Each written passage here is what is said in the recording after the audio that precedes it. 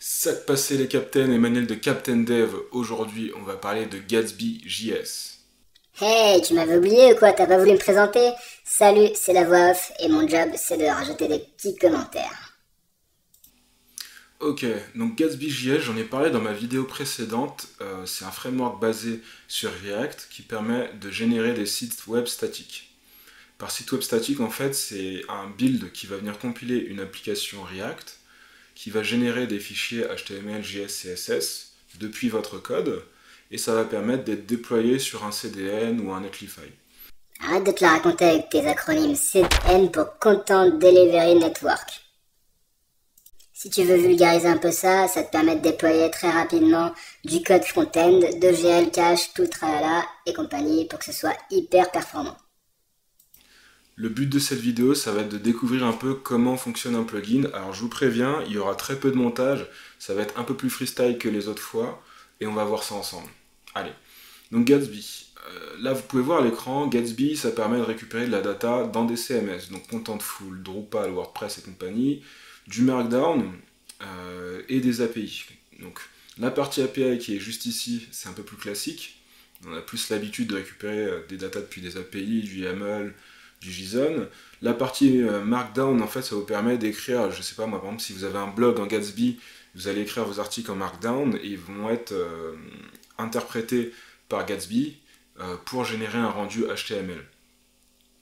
Vous avez une partie CMS qui est hyper importante parce que ça vous permet de créer un front-end qui va se connecter directement à un WordPress ou un Contentful. Hey, je donne plein d'informations. Contentful, c'est un headless CMS. En fait, c'est comme si tu prenais WordPress, tu gardes l'interface d'admin, tu vires le front et t'exposes toutes tes données via les API. Donc, pas besoin d'utiliser le front-end et tu peux directement développer une application, par exemple en React, vu ce que tu veux, avec les dernières technos et garder tes API séparées. Donc ça, c'est le petit parallèle sur la Jamstack. Et ça vous permet de refaire des applications hyper travaillées, le tout en React. Et donc, là, vous le voyez bien dans leur animation, Gatsby utilise GraphQL. Donc en fait, toutes ces sources de données qui sont ici, elles vont être exposées via les API Gatsby au front-end React par du GraphQL. Donc GraphQL, c'est super important. Si vous ne connaissez pas, je vous mettrai peut-être un lien par ici ou par là, je ne sais pas, ça va dépendre de quel sens, qui permet d'expliquer un peu la base de GraphQL. Et donc derrière, vous pouvez aussi déployer votre application sur différents hostings. Donc moi, celui que j'utilise, c'est du Netlify. Donc voilà, je vous ferai aussi une petite vidéo sur comment déployer votre application Gatsby sur Netlify. Alors, petit disclaimer, là, je fais une vidéo en live, je découvre avec vous. Donc soyez indulgents, il y a peut-être des trucs qui vont passer à la trappe, je sais pas encore, on va voir comment ça se passe. Pour ce qui est de la suite, je ferai une petite vidéo rapidement sur comment déployer sur Netlify un site en Gatsby. Donc voilà, là je vous laisse vraiment aller lire la doc, jouer avec le produit. Petit rappel, Gatsby se base sur l'architecture Jamstack. La Jamstack, je vous la montre rapidement, en fait, c'est Jam pour JavaScript, APIs et Markup. Quoi? Tu connais pas la Jamstack? Pareil, vidéo, direct. Donc voilà, ça en gros c'est une orientation qui permet de développer rapidement des sites front-end qui vont se baser sur des CMS comme source de données ou des API ou autres. Donc en fait c'est exactement ce que fait Gatsby. Il y a d'autres frameworks qui le font. Moi je vous propose pas, je vous propose Gatsby parce que c'est celui que j'utilise. Je vous dis pas de l'utiliser forcément. Donc là on est dans une toute nouvelle série de vidéos sur Gatsby. Le but ça va être de me créer un portfolio. Donc pour me créer un portfolio, principalement, je vais mettre mes expériences que je vais récupérer de LinkedIn, mes vidéos YouTube, je vais les récupérer de la YouTube API, et ainsi de suite. Le but, ça va être d'utiliser Gatsby pour aller chercher des données un peu partout et voir comment on peut les agencer ensemble. Donc je ne vais pas faire du live coding sur toute la série, ça n'aurait pas d'intérêt. Là aujourd'hui, on va commencer avec le plugin Gatsby YouTube et on va voir comment récupérer des données de YouTube et les mettre dans Gatsby et les afficher dans un front. Nouveau disclaimer, je ne vais pas m'attarder sur le style, la présentation, les composants React, c'est pas du tout l'objet. Là, il faut que vous ayez déjà mis un pied dans React. Alors du coup, Gatsby, il a une architecture qui est assez bien foutue. Vous pouvez il a une architecture qui est assez bien faite. Vous pouvez utiliser tout un tas de plugins pour récupérer de la data ou mettre en place certains comportements. Nous, on va aller dans les plugins et on va chercher YouTube. Hop. Et je crois que c'est celui-là. Ah, il y a un V2. Il y a un V2. Bah écoutez, j'ai pas utilisé le V2, c'est pas grave. Donc voilà, moi c'est ce plugin-là que j'ai utilisé. La config, elle est hyper simple. Vous allez installer déjà le plugin. Moi, c'est déjà fait sur mon projet. Vous allez mettre le channel ID. Donc moi, en fait, c'est un hash qu'il y a dans l'URL de votre chaîne YouTube. Donc l'ID, ça va être l'ID de votre channel YouTube. Par exemple, là, je vais sur ma chaîne. Ça va être ce hash-là. Ok, là, on est bon. Il va falloir une API key. Alors pour ça, il faut aller dans la console de développeur de Google, générer une clé d'API associée à votre chaîne YouTube et vous la mettez dans cette configuration. Bien entendu, je ne vais pas montrer ma clé de config à l'écran. Captain Obvious, Captain Obvious. Donc voilà, là en gros ça vous permet de configurer ce plugin et après on va utiliser GraphQL pour récupérer de la donnée. Moi je vais aller dans mon projet, j'ai déjà fait la config, hop. Donc je vais sûrement flouter à l'écran. Donc là c'est un projet Gatsby basique. Hein. Je ferai peut-être une vidéo d'introduction, mais en gros ce qui se passe c'est que vous avez vos sources ici, donc les pages, components, le tout est en React. Hein. Donc ça vous n'avez pas à vous prendre la tête avec. Pages en fait vous avez un routeur qui est directement plugué sur le nom des fichiers. Donc je vais lancer mon app et on va voir ce que ça donne. Je lance la tâche développe.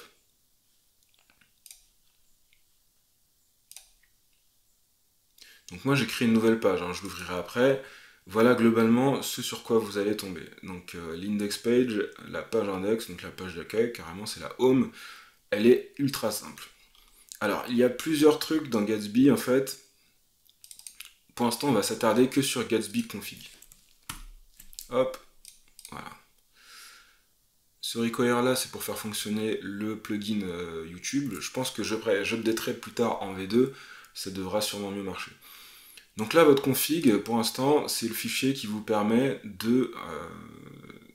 d'identifier les plugins Gatsby que vous allez utiliser.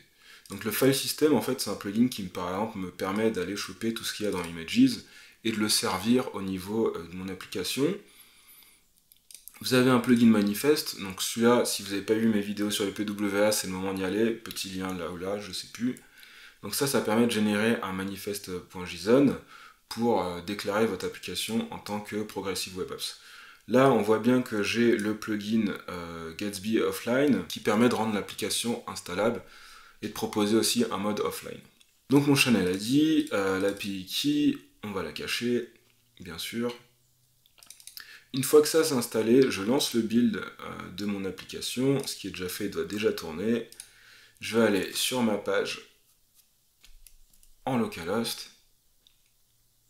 Ok, donc là, c'est une page basique avec le routing qui fonctionne. Vous avez bien vu, page 2, page 2, page 2. Vous avez bien vu le lien vers la page 2, ça renvoie vers la home, et ça match directement avec les liens, les noms des fichiers qu'on a ici.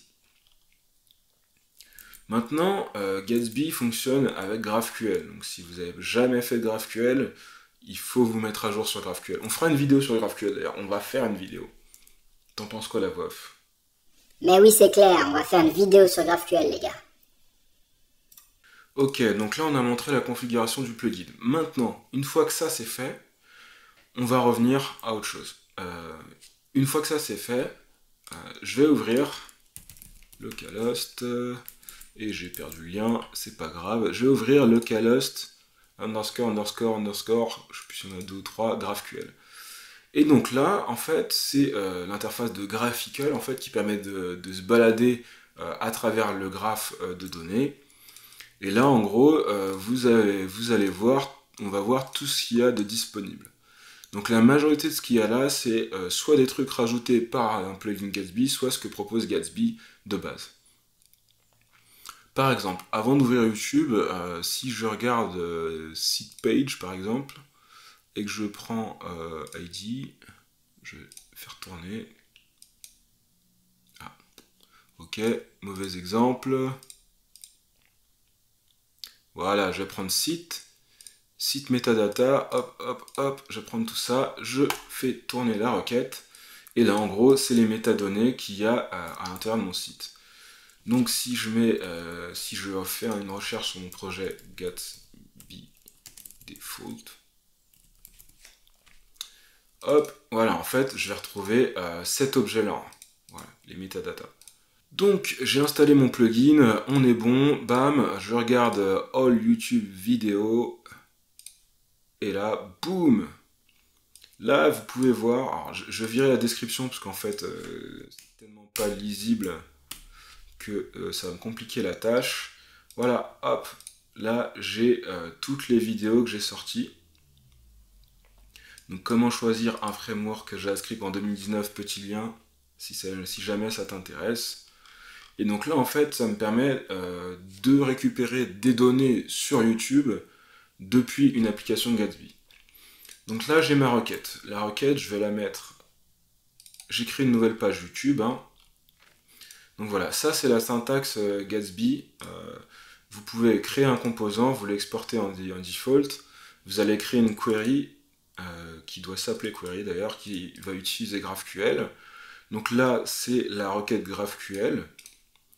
Très brièvement en vulgarisation, si je dois décrire GraphQL en 2-3 mots, ça vous permet d'aller choper des données un peu partout, de sélectionner les champs que vous voulez utiliser, et d'agréger pas mal de sources de données plus ou moins différentes. C'est vraiment un langage pour requêter des API. Il y en a qui le définiront bien mieux que moi dans cette vidéo, là n'est pas la question.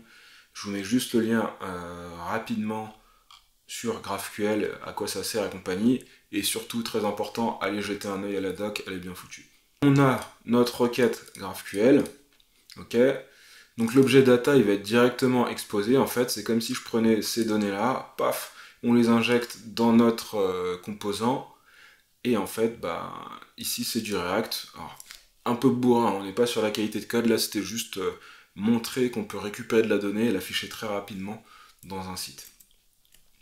Si je vais maintenant sur ma page YouTube, hop, /YouTube,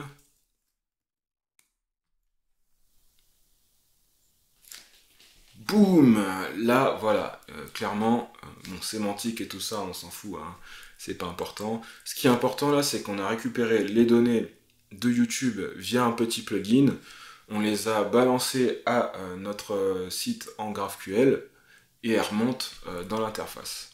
Donc là, après, bien sûr, il faudrait réinterpréter un petit peu le rendu, parce que je pense que dans la chaîne de texte, il doit y avoir des soldes lignes qui ne sont pas interprétées. Ça, c'est un petit travail à faire. On va juste jeter un petit œil au code de ce plugin. Bam. Ici, je vais aller dans Source. Donc voilà, je pense que ce qui doit se passer, bam, c'est que dans Document, Plugin, non, Starter Library, non.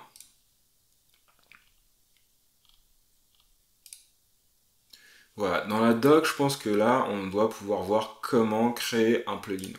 C'est exactement ça.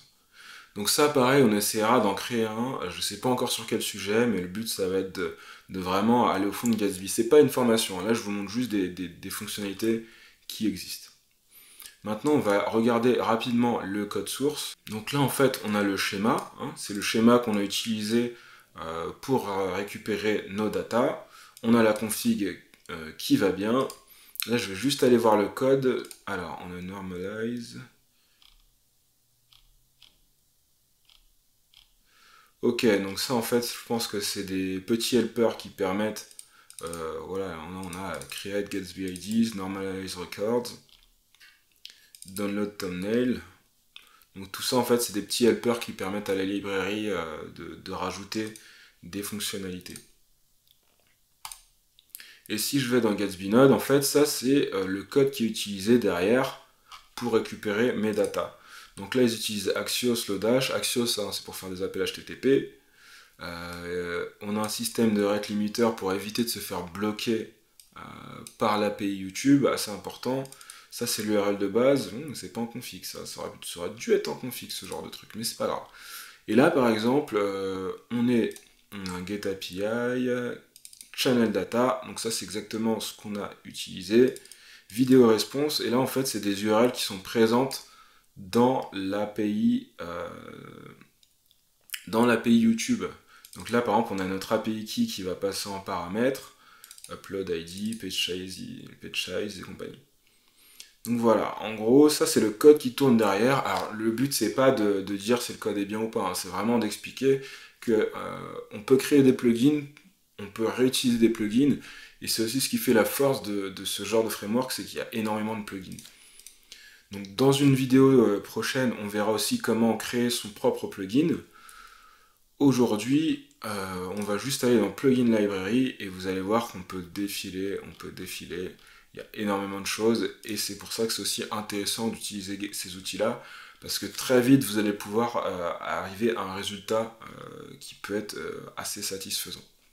Alors, si je devais faire une page YouTube, mettre un peu de CSS, en fait j'aurais mes N dernières vidéos. Donc voilà, c'est tout pour cette vidéo, c'est tout pour aujourd'hui. Dans les prochaines vidéos, on va voir ensemble comment déployer sur Netlify ce petit site-là, qui est très très moche, mais c'est pas grave. Tout ce qui est CSS composant, on le fera à part, c'est pas ce qui va nous intéresser. Donc là voilà. Gatsby, pour faire un portfolio, on a récupéré des données de YouTube. Après ça, on verra comment déployer, on verra dans les prochaines vidéos comment afficher du Markdown, comment récupérer des données d'une API. Voilà, c'est tout pour aujourd'hui, j'espère que ça t'a plu. Si jamais ça t'a plu, mets un petit pouce bleu vers le haut. Abonne-toi à la chaîne si ce n'est pas déjà fait. Si tu veux encore plus de contenu, newsletter, les liens sont dans la description, c'est totalement gratuit. T'es pas obligé, hein, mais si tu veux plus de contenu, inscris-toi. Je te dis à bientôt sur Captain Dev. Ciao.